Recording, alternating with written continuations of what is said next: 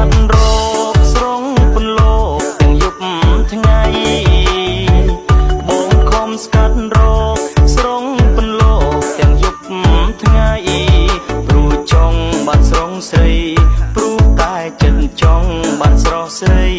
មកថ្នាក់ធ្នមបីបនឡាញ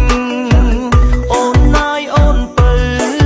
អូនគុំនៅយូរម្នាក់ឯងយូរឆាប់ខ្លាចក្រែងចំបែងព្រោះប្រងមើងងាយប្រហែលអូនហើយកែវអើយគ្រូបានទីប្រហែលអូនហើយកែវអើយគ្រូបានទីព្រោះអូននៅមេម៉ាយគ្រូទីថាគូបងមេម៉ាយអាណិតឆោមឆាយប្រណីបាយក៏បាយអូនណាយមេម៉ាយក៏ស្រីអូនកុំ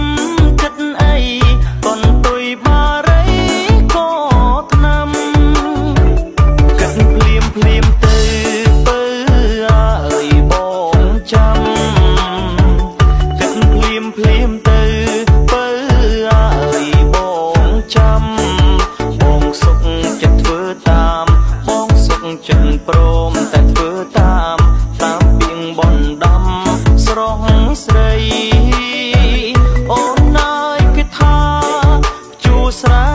តនក្តៅដីអូនកុំគិតអីគេថាយកប្តីតនក្តៅចិត្ត